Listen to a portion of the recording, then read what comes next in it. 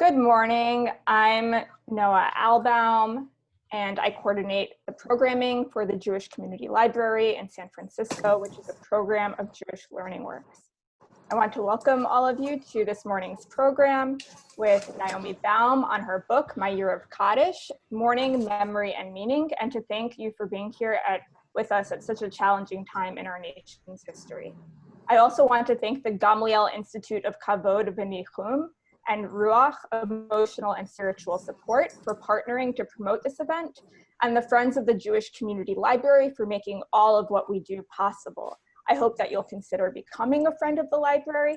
Please go to friendsofthejcl.org. Before I introduce our presenter, I'd like to go over the structure of today's program. Because we have a large number of attendees, everyone will be muted during the program except for Naomi. There will be opportunities for questions at the end. If you would like to ask a question, you can type it in the chat or message me directly at any point. At noon, after Naomi's presentation, we'll take a 2-minute break, and then my colleague, Jewish Learning Works senior educator Leora Brasby, will lead a discussion for educators exploring the application of Naomi Baum's work. This is an opportunity to engage in the concepts of social emotional learning as educators who both experience grief and also teach others who are in the process of mourning. Together, we will explore how this essential conversation relates to our work with students, parents, and community members in Jewish educational settings. Educators and community professionals are encouraged to attend.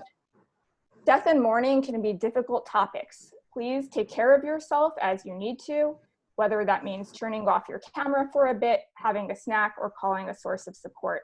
You can also go to ruachsupport.org, which we'll put in the chat, to learn how to access free short-term counseling and other support resources.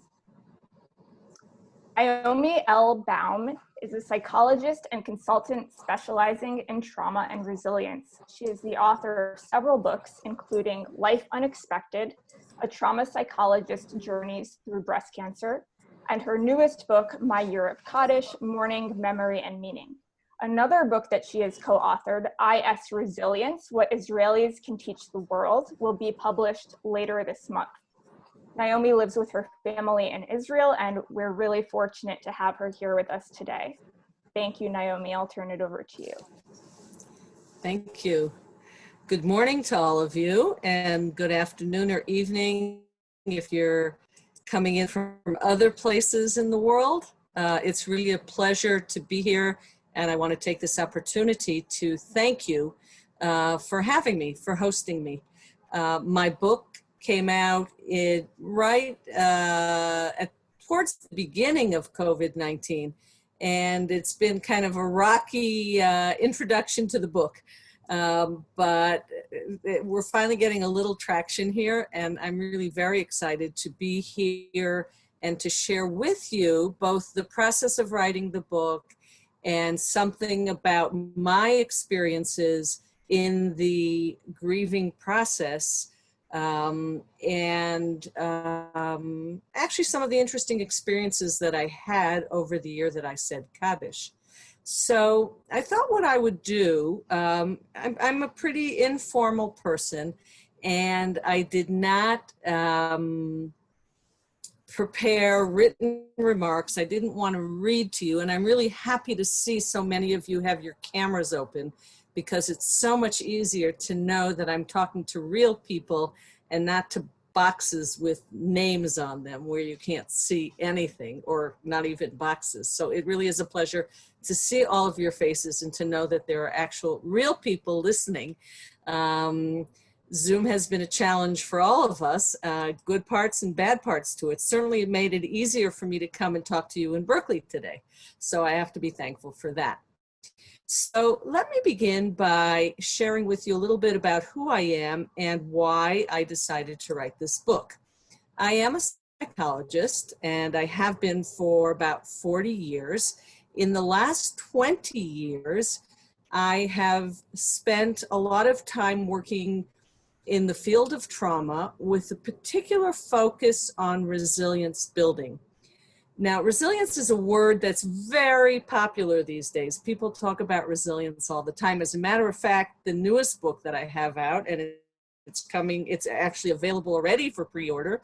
And if I shut off this virtual background because it becomes too distracting, you'll see a big poster of my newest book. It's actually called Is Resilience, and my field is resilience and resilience building. And I think a lot of that comes through in my year of Kaddish. So what happened, and both of the books that I wrote previous to Is Resilience, both the book about breast cancer and this book about Kaddish, bring together my professional background, but they're very personal stories. Certainly my story of how I dealt with breast cancer and going through all the treatment and what that was like. That was a very personal story. And this book, My Year of Kaddish, is also, I make no bones about it, it is a personal journey. So why did I write it? What happened is I kind of fell into saying Kaddish, and I'll share that story with you in a few moments. I fell into saying Kaddish without a lot of pre-thought. My mom, and I'm going to show you a picture of her. If we hang on for a minute, I thought that will make it even more personable and interesting. So I actually prepared a very short PowerPoint. Let's see if we get this. There we go. Sofatsaga. Let's try again. All right, well, you see, there's a picture of my mom. Okay, let's see if we can get that up there. There she is, when she was young, I would say. Before I knew her, I don't think I knew her when she looked like this. And this is the mother that I really knew in later years. So you get a picture of my mom. And now I'm going to stop the share and come back to me. There we go. So when my mom passed away, she was almost 91 years old. She was about a month short of 91. And we knew that she was dying. She was fading already for about a year. She had an illness. She was being treated for it for a while. And at a certain point, we all decided together with her that the treatments weren't helping. And we knew what the end game was going to be, more or less. And in fact, she was lucky enough, and I say lucky enough because in this day and age, you really have to be lucky to die at home with all of your family around you. And that is how she passed away. When I started to say Kaddish, it was really kind of unplanned, to say the least. And it really, the whole process, the whole experience of losing a parent and mourning for a parent and saying Kaddish took me very much by surprise. It wasn't anything that, even though I have spent a lot of my professional life dealing with people who have lost people that are close to them, I have counseled people, I've seen people in therapy, I've lectured about grief and written about grief and worked with kids who've lost parents. Still, when it happens to you, it's just something else. So I started writing about it. For me, that's a way that I very often process what happens to me. I write and I wrote. And I published a couple of blogs about it, but most of what I really wrote, and it was in my drawer. And then at the end of the year of Kaddish, I thought to myself, well, really, I have a lot here. Maybe I should do something with it, because I felt that the experience was such a strong experience. And at the time when my mother passed away, I was so eager to read anything that there was about mourning, about grief, about Jewish customs, about Kaddish. I bought and I read everything there was, and there wasn't that much. There's a good book by Ari Goldman, who used to be the religion editor for the New York Times, about his year of Kaddish. There's a very nice compilation of essays by 52 women, and I'm sure that number is not not arbitrary. There's one a week.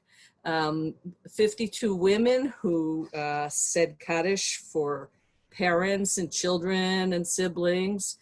And that was also a very interesting book.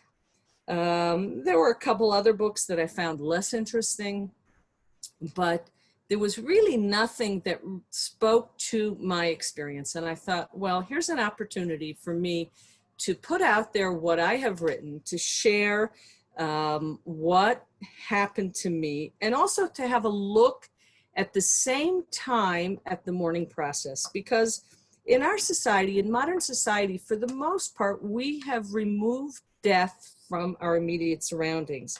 When people 100 years ago, maybe 150 years ago, always died at home, nowadays, people who die are very, very often dying in the hospitals, not so often dying at home.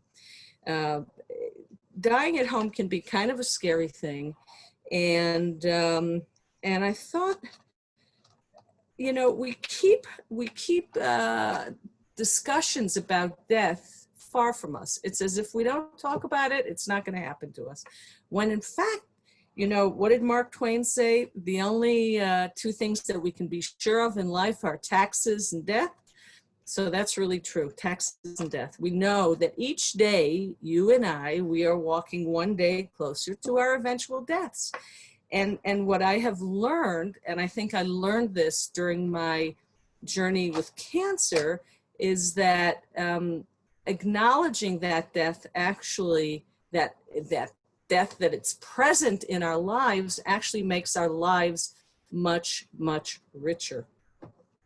So I put what I wrote together and added and subtracted and edited and wrote and rewrote and rewrote.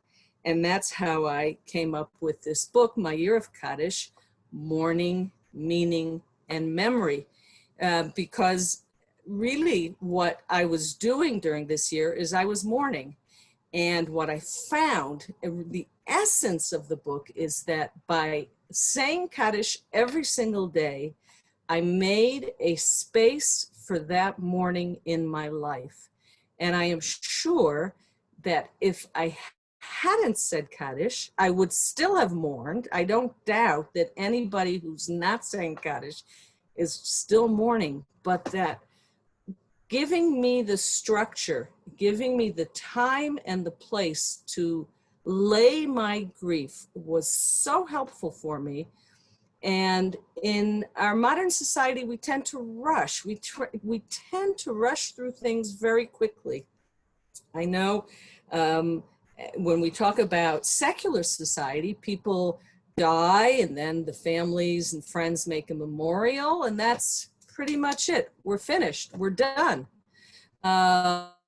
We go on and we move on to the next thing and go back to normal life. And I've had the experience in working with all different kinds of people that they're back to work 2 and 3 days after they've buried a loved one.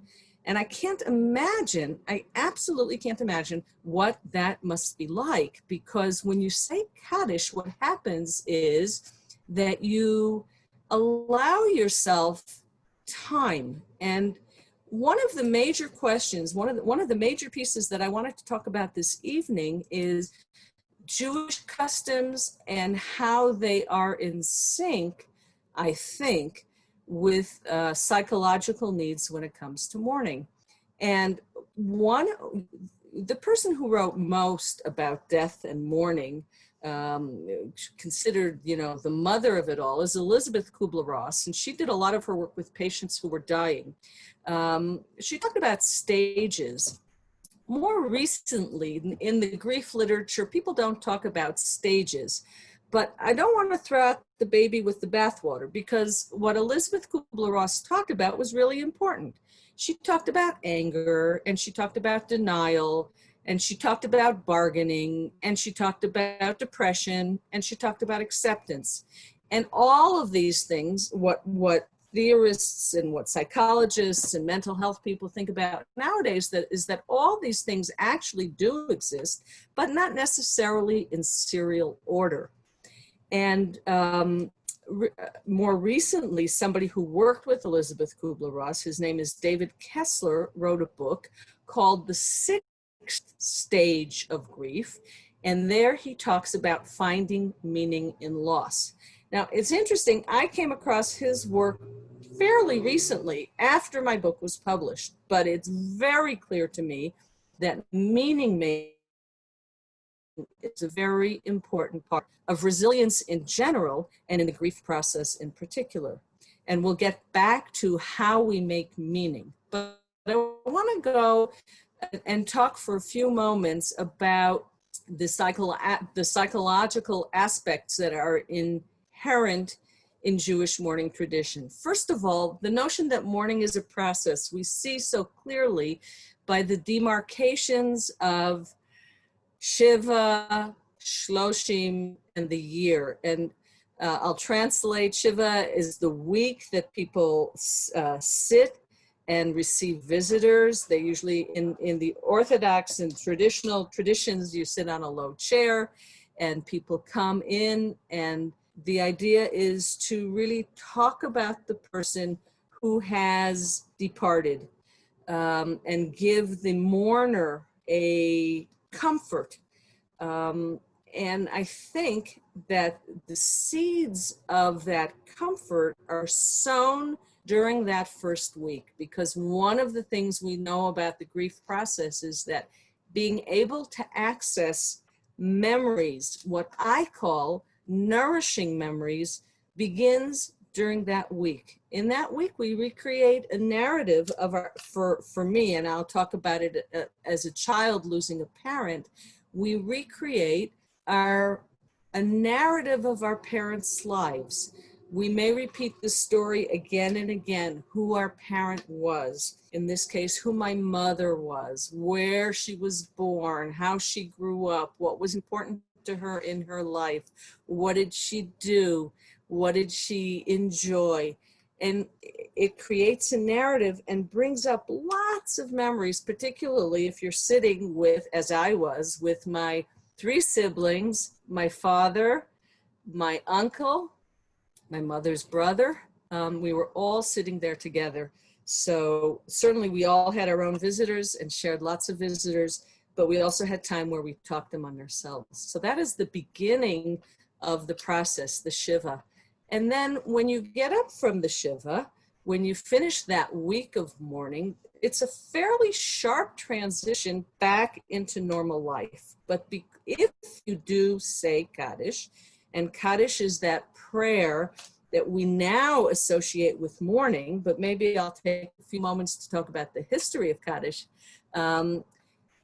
If you do say Kaddish, in traditional Judaism, men are the ones who are saying Kaddish, and they're saying Kaddish 3 times a day. More recently, women have taken upon themselves Kaddish. I know in conservative, Reform, Reconstructionist congregations, women have said Kaddish for many, many years.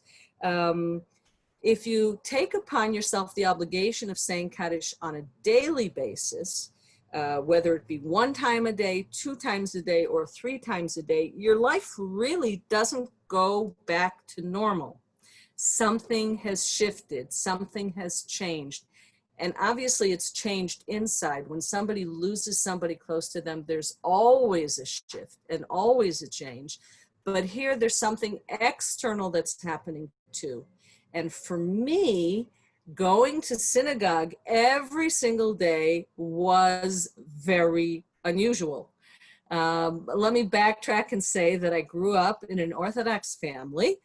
I am the second of 4 children. I have 2 brothers and 1 sister, and I see that my sister is here online tonight, as is an aunt of mine and my father, so it's nice to have lots of good company here.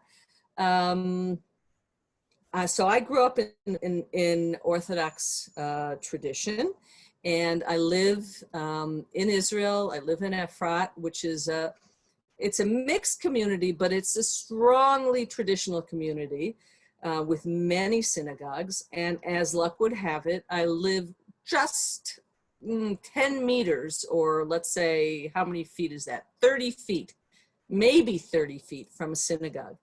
A small synagogue, a real neighborhood synagogue. And there's no question in my mind that having that synagogue right outside my house made it so much easier for me. And people have asked me whether I think I would have said Kaddish daily if I had to travel to a synagogue, if I had to search hard for one, and I don't know the answer. All I can tell you is that for me, it was easy. So let me just backtrack and tell you how the story started, because it really is I think it's an interesting story. By the way, Noah, can you, oh, I can admit that person too, that person. So how did it all come about? So as I said, my mother's death was anything but surprising. We knew she was quite ill, and she was in a coma for a couple of days before her last breath. It was really an interesting time, because several days before she went into a coma, one of my sons and his wife had a baby boy. It was a Sunday morning, and I was visiting my mom when we got the phone call, and my mom was sitting in a chair, and she was very excited about yet another great-grandchild. Sunday morning. Wednesday, she already wasn't getting out of bed, and she was in a coma. Thursday, we thought she was gone, but she hung on. Friday, we were sure she was going, and she held on. Saturday, everybody was there, and she still held on. Of course, my grandson's brit, his circumcision ceremony, was supposed to be on Sunday morning, and I was really concerned that I wouldn't make it there, because if I were sitting Shiva, I wouldn't be able to attend. And I couldn't imagine having a new grandson and not being there for his circumcision. But somehow my mother, in the state that she was in, knew that. And she held on. She absolutely held on until she heard the name that my son and daughter-in-law had given their new baby. And they named the baby, the day of the brit was Lag BaOmer, the 33rd day of the Omer. They named the baby, his first name was Zohar, Zohar, in memory of Rabbi Shimon Bar Yochai, who wrote the Zohar, and whose yortzeit, the day of his death, was the 33rd day of the Omer. And his second name that they gave him is Chai, and my mother's name was Chaya. And in our tradition, we don't usually name people for people who are living. My mother was really hanging between life and death, and Chai means life. So they decided to call the baby Zohar Chai. And when my sister-in-law, who was staying with my mother during the circumcision, told my mother the name, she took her last breath. And so what happened is that within one day, we had not only a circumcision ceremony, we also had a funeral. And as you can imagine, in Israel, people are buried very quickly. It's considered respect to the dead person not to leave a body overnight. So the funeral, my mother took her last breath at about 10:30 in the morning, and the funeral was scheduled for 5 o'clock in the afternoon. My father had asked me to write the eulogy, and I had started writing it before, while my mother was still alive, because we knew the direction that things were going. And I was busy with that, did not think for a minute about saying Kaddish. It just didn't cross my radar. I know I have a very good friend who said Kaddish for her mother, and we had talked about it many times, and she was an only child and had no brothers, and she said Kaddish once, twice a day. We had to work very hard to get to Minyan, but it was clear to me why she was saying Kaddish. I really just didn't think about it. And then there we were at the cemetery at the place where the funeral was taking place.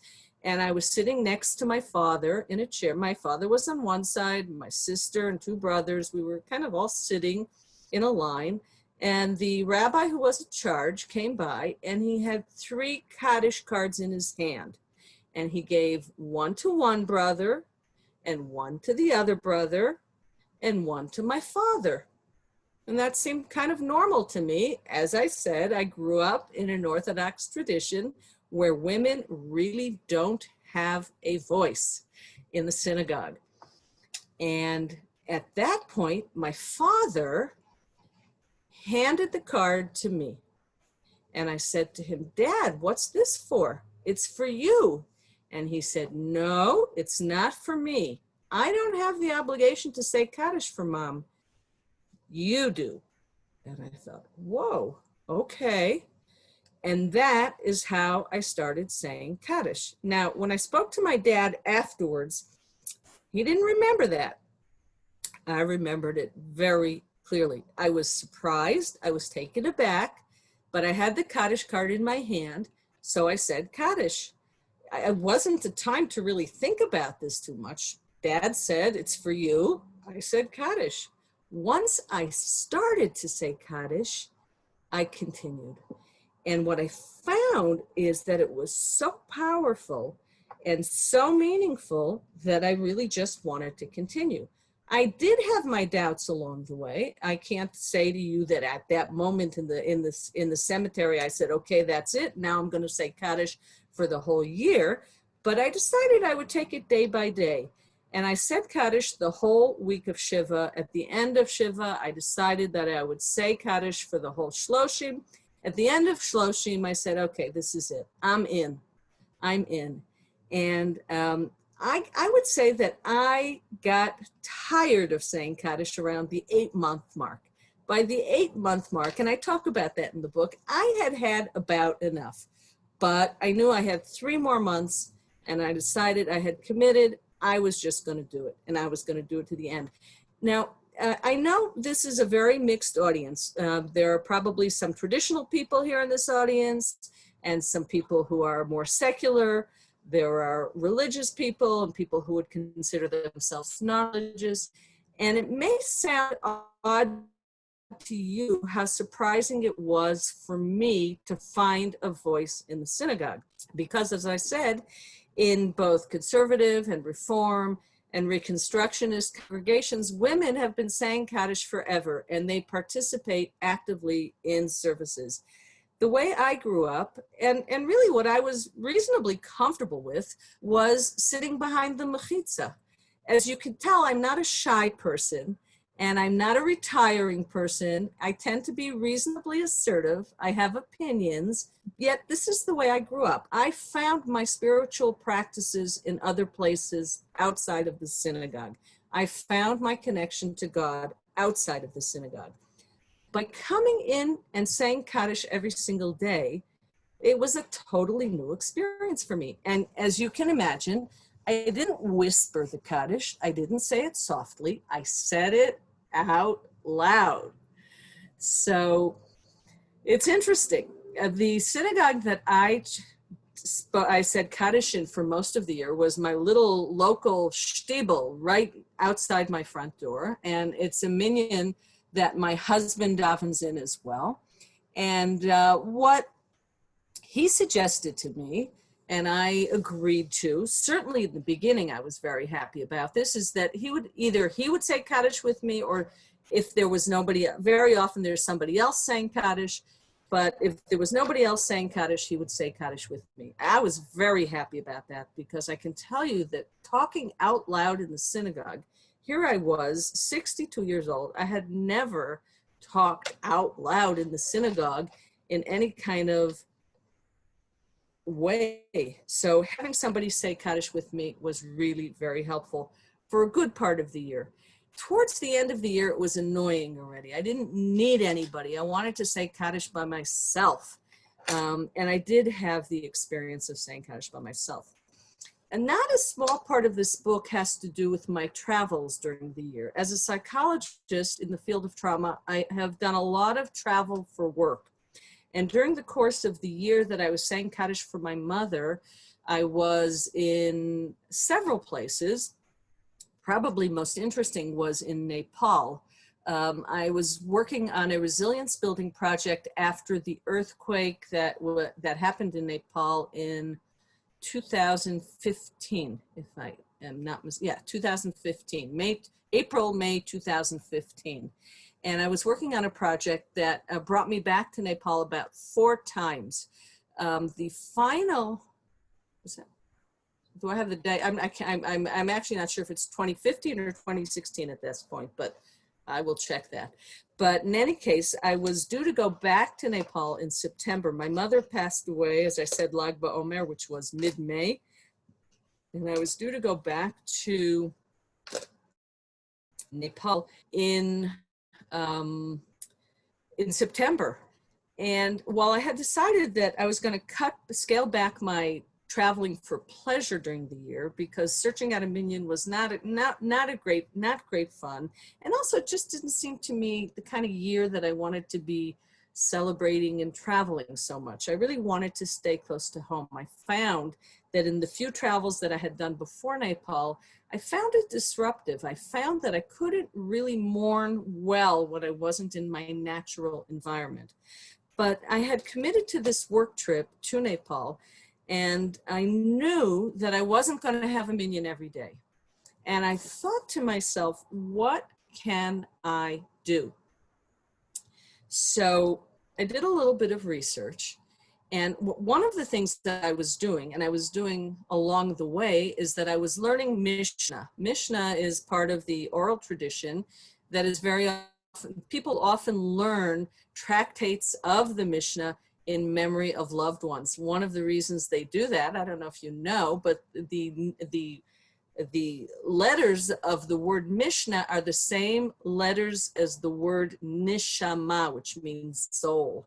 And there is that connection somehow that by learning the Mishnah, you are helping the deceased person's soul. Whatever the reason, I was learning Mishnah for my mother.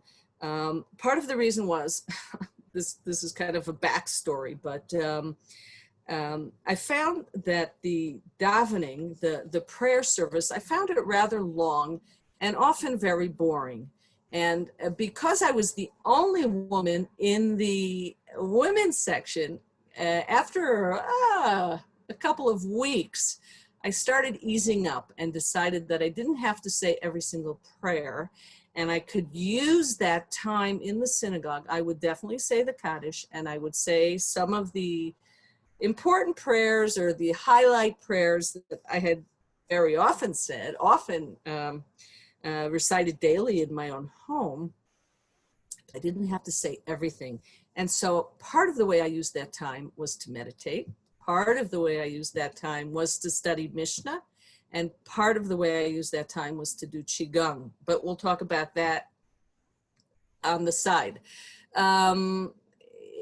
So going back to the story about Nepal, so I was going to Nepal, and I felt bad about missing out on the daily Kaddish. I knew that my brother was saying Kaddish every single day. I knew that my father would pinch it for me if needed. My father said Kaddish, a widow says Kaddish for his deceased wife for 30 days. He's not obligated for an entire year, but my father was more than willing to pinch hit and goes to services 3 times a day. So I knew my mother was getting her Kaddish. That wasn't the problem, but the problem was me. Where was I going to rest my mourning? How was I going to be able to continue to mourn for my mother?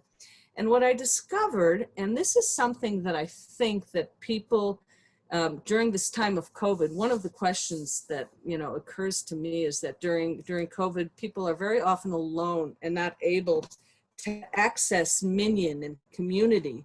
What I found is that there is a Kaddish for the individual, that an individual can say it without a minyan. Normally, when you say Kaddish, the idea is that you need to say it where there is a quorum, a prayer quorum. In Orthodox tradition, that would be 10 men, conservative and reform, 10 people, but there has to be a quorum, a community. And I wasn't going to have that in Nepal, at least during the week. Maybe on Shabbat, maybe in the Chabad of Kathmandu, I would have it. And that's an entirely different story that also appears in my book.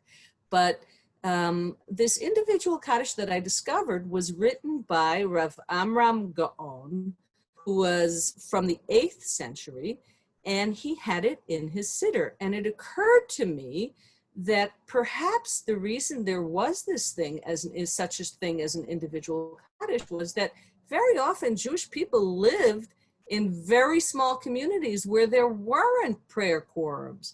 A lot of us have grown up and heard stories about people who go during the high holidays to be with the Rebbe, to be with a minyan, to be with a congregation, which means that during the year they weren't with a congregation. So there was this need for an individual Kaddish.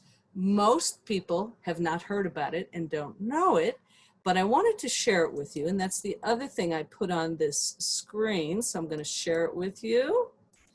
There's Mom again. I don't know why I'm having a little trouble here. Let's try. Okay, there we go. Okay, so this is the Kaddish Liachid in Hebrew, and I'm happy to share it with anybody. It was prepared by Rabbi Pam Friedman. I found it online, and then I wrote back and forth with her a little bit. And then I translated it into English. And here, maybe what I'll do is I'll read it in English. Overall, may the name of the Supreme King of Kings, blessed be he, be magnified and sanctified. It's the same words almost as the regular Kaddish. There are some differences. Extol him who rides the clouds. And it really basically sings the praises of God, which is what the Kaddish does. And this gives us a chance to talk about really what is Kaddish. This really brings us into a discussion of what is Kaddish and why, for God's sake, is Kaddish the prayer of the dead? How has it become the prayer of the dead when really the prayer is talking about God and sanctifying God's name? That is something that occupied my mind just about the entire year. And I went back and forth on that. I talk a lot about that in the book. Why was this the prayer that was chosen? But the bottom line is, whether you believe in God or you don't believe in God, whether you say the prayer because you believe it's helping your mother's spirit in the world come, or it's just something that you feel you need to do. As far as I was concerned, I don't know the answers to these questions. I have some thought about them, but what I do know is that by making a time for this prayer, by making a time every single day, by creating this ritual or accepting this ritual, I was able to continue talking with myself, dialoguing with myself, allowing all of these memories to come up, think about my mother every single day, and also, very importantly, be acknowledged by the community that I was in a special status. And that acknowledgement in the community was also somehow very, very powerful. I am going to end my remarks, I think. I think I'm going to, let's see, where are we? Did I stop the share? I stopped the share. I want to take a look and see whether there is something else that I really wanted to say.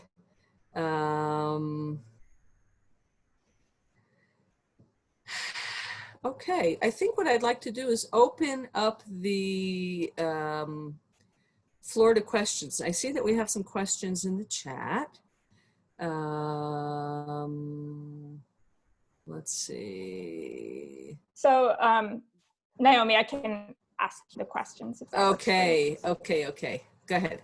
Okay, so a number of people pointed out in the chat that Kaddish is said for 11 months only, not a full year. And Right. yet we tend to call it a year, as in the title of your book. So That's right. Okay, so that is true. I was surprised to find that out. You know, one of the interesting things about saying Kaddish is that it was like a new world for me.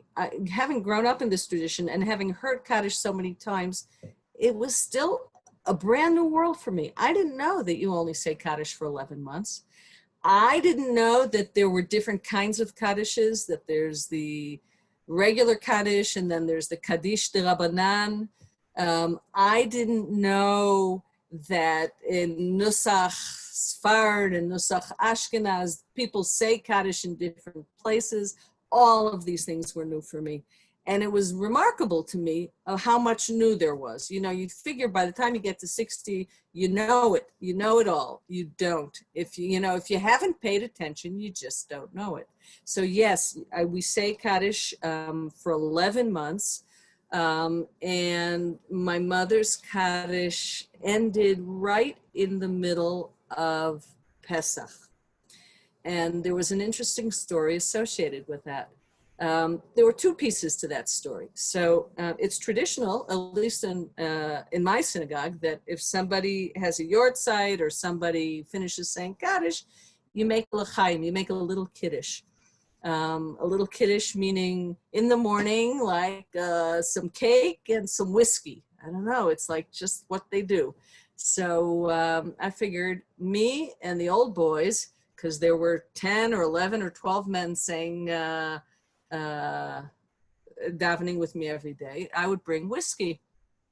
But lo and behold, my mother's the end of the 11 months was in the middle of Pesach, Passover, and whiskey is chametz. We don't drink whiskey.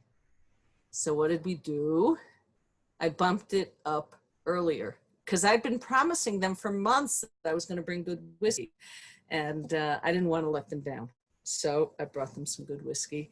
And yes, it is 11 months, but the Yartzeit, the celebration of the end of mourning, is actually 12 months, so that there are traditions that you continue for the full 12 months, not participating in happy events or live music or buying new clothes, such things like that. So it really is a year of mourning. I called it my year of Kaddish. If you want to hold to it, it would be 11 months Kaddish and my year of mourning. Thank you, Naomi. Okay, we have a bunch of questions. So the one question is, was there a reaction to your saying Kaddish in your synagogue or in your mother's synagogue? Okay, so actually, the synagogue right outside of my house tends to be a little bit more conservative than some of the other synagogues in Efrat. Yet they accepted me with open arms. They were really welcoming. They were kind. They were helpful, particularly in the beginning when I I didn't have my bearings yet. I needed okay, I would have somebody say over the machitza, okay, here, Naomi, it's coming, to get me ready and on track for the Kaddish. They really helped me out, and I felt very welcomed and very accepted by them. I really did. And that feeling of community, I haven't really spoken to that enough, but the way the Kaddish is recited is that the mourner recites a line or two, and then the community responds. And then the mourner, another word or two, and the community responds. And that back and forth, for me, what I felt was that the community really is there acknowledging your loss. And that acknowledgement is very strong and very important. And I wondered to myself, where people in modern society, where they don't have rituals like that, where do they get that acknowledgement? Where can it take place? And I don't have an answer for that. Thank you. Okay, wait. And I wanted to say one more thing. I decided that on Shabbat morning, I would attend the services that my mother used to attend. My mother attended services on Saturday morning, Shabbat morning, and I decided that I would go to her minyan. And I would say Kaddish from her seat, from where she was. And I was curious whether I would feel her presence more in her synagogue where she used to be. And I did. I absolutely did. I felt her presence more strongly there. And what I also felt, what was nice, first of all, was that there were other women there. So the one time a week that I prayed with other women was very nice. I enjoyed that and I appreciated that. And I appreciated women answering me, amen. But I did feel my mother's presence more. And what I also felt is by praying from her seat in the community that she had lived in and prayed in, that was a very strong experience as well. I think the women that were around me, that surrounded me, knew my mother. They missed her. They would often come over to me and pat me on the back afterwards. That was very powerful. Thank you. The next question is, can you comment on meaning making in the process? Yes. So, you know, when somebody who's 91 years old passes away, there's less of a need, I think, to make meaning from the loss. It's not a senseless loss. It's a natural passing. It's a person who's lived a full life, who has reached the end of their life in quite a natural way. And there's less of a need to make meaning. I think that meaning making is really critical when you're talking about losses that sometimes seem like senseless losses or surprising losses or traumatic losses or losses of young people.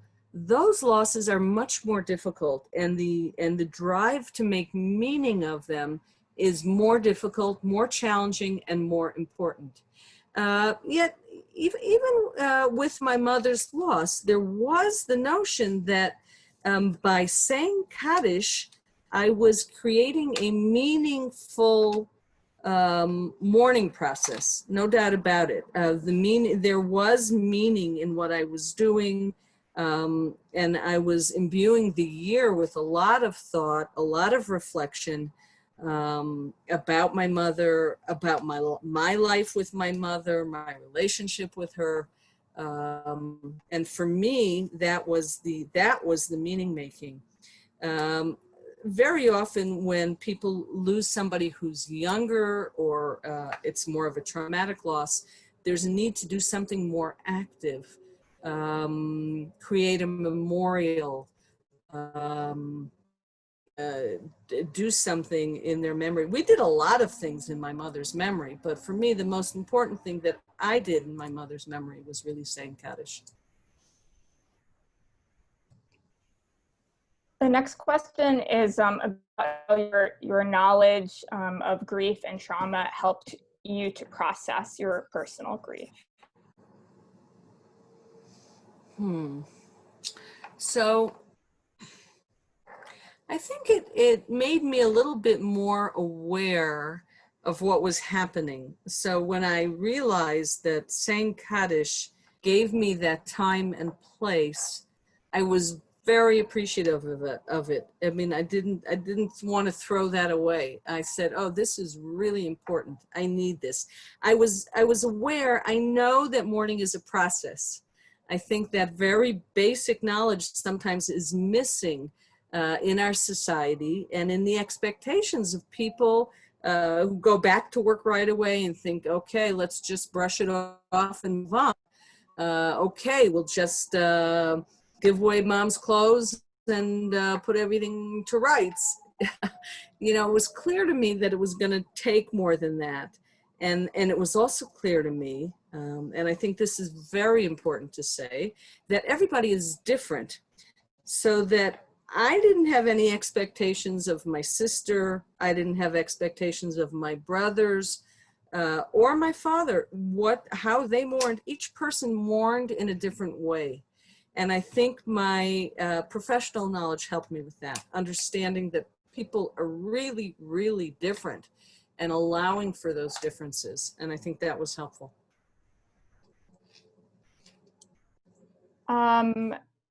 We had a question actually a while back, or a comment that that Jewish law allows people to go back to work in the afternoon on the last days of Shiva if necessary. And if you have any thoughts or comments about that and how that plays into the grieving process. Well, that's interesting. That's one day, but what I think, I guess what I would like to say is that my experience was that moving out of Shiva into the Shloshim was very jarring. I found it jarring. That's the only word that I can think of. It wasn't smooth. It was like all of a sudden you went from this cocoon where people were taking care of you. They were feeding you. They were trying to anticipate your very needs, to all of a sudden, okay, now you have to wash the floor, clean up the house, go back home, do the laundry, and pick up the pieces in your job. I found it very jarring. So yes, while technically, you know, the Shiva, the last day of Shiva, you need to sit a very short time. I would encourage people to take the time to transition a little bit more slowly, to respect the need to not quite move back into real life. And I think that that Shloshim period, the period of the 30 days, really acknowledges that. It says that this is a special time right around the time of your loss. You're in a different state. You're not a regular person. Respect that and understand that, and give yourself the time that you need. Leora, you're up next. You can unmute yourself. I know you wanted to share. Thank you, Noah. Thank you, Naomi. What I was thinking about was your experience of not having a voice in your community, and thinking about losses that also don't have voices in the Jewish community.